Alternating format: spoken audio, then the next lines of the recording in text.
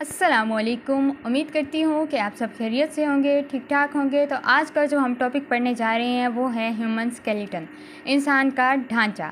जी, skeleton यानी system या skeleton से मुराद जानवरों के जिस्म में सख्त और जोरदार आर्टिकुलेटेड साख्तों का एक फ्रेमवर्क है। यह फ्रेमवर्क जिस्मानी सहारा, स्केलेटल मसल्स को जुड़ने का मकाम और जिस्म को हिफाजत मुहैया करता है। दूसरे वर्टिब्रेट्स की तरह इंसान का स्केलेटन भी जिस्म के अंदर है, इसलिए इसे एंडोस्केलेटन कहते हैं। जानवरों में पाए जाने वाला स्केलेटन एक ज़िंदा चीज़ है। बोन्स और कार्टिलेज ज़िंदा सेल्स के बने होते हैं और इनमें नर्व्स और ब्लड वेसल्स भी होती हैं। वो नशोनुमा भी पाते हैं और अपनी मुरम्मत दोबारा बना लेना भी कर सकते हैं।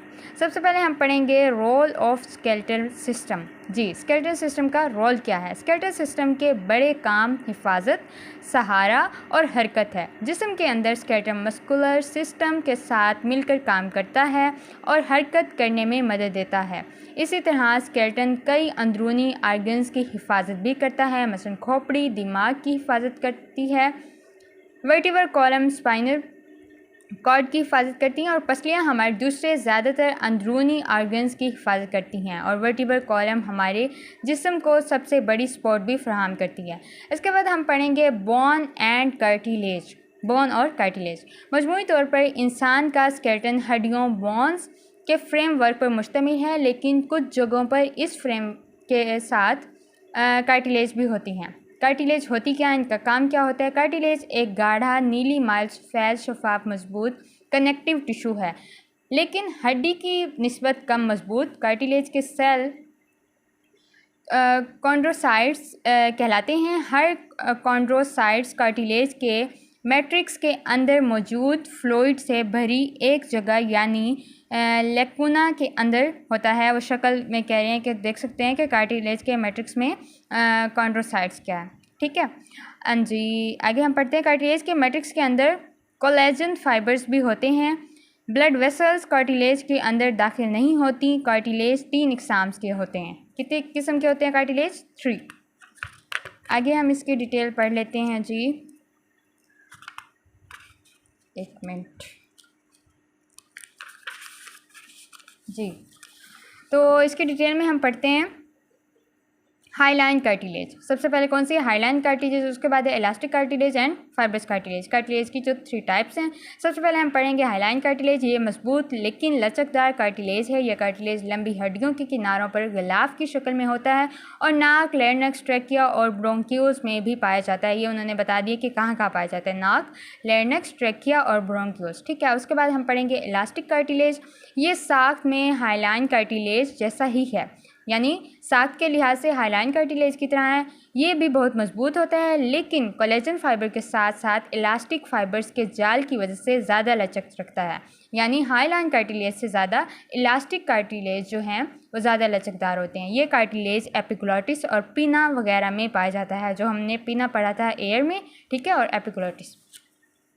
उसके बाद है फाइबर्स कार्टिलेज। ये कार्टिलेज बहुत सख्त और कम लचकदार होता है क्योंकि इसके अंदर बहुत ज़्यादा मोटे कोलेजन फाइबर्स बने होते हैं। ये कार्टिलेज इंटरवर्टिब्रल डिस्क में पाया जाता है। आगे वो हमें क्या कह रहे हैं, क्या याद रखना चाहिए? हमें याद रखिए, याद कीजिए कि कार्टिलेज और बोन जानवरों के कनेक्टिव टिश्यू की इकसाम हैं। ज़्यादातर कनेक्टिव टिश्यूज़ में एक मैट्रिक्स होता है जिसमें कोलेजन फाइबर्स मौजूद होते हैं। उसके बाद दूसरी वो हमें बात बता रहे हैं कि टेंडन्स और लिगामेंट्स भी कनेक्टिव टिश्यूज़ हैं। टेंडन्स और लिगामेंट्स जो हैं वो कनेक्टिव टिश्यू हैं और इनके अंदर बहुत करीब करीब पैक हुए कोलेजन फाइबर्स होते हैं। यहाँ पर वो हमें शक्ल बता रहे हैं कि हाईलाइन कार्टिलेज कहाँ पर होता है? यहाँ पर सेंटर में, यानी जो 2 हड्डियाँ आपस में जुड़ी हैं उनके सेंटर में इन 2 हड्डियों को जिसने जोड़ा हुआ है वो कौन सा है? हाईलाइन कार्टिलेज है। ठीक है, साइड पे तो मसल्स आ गए।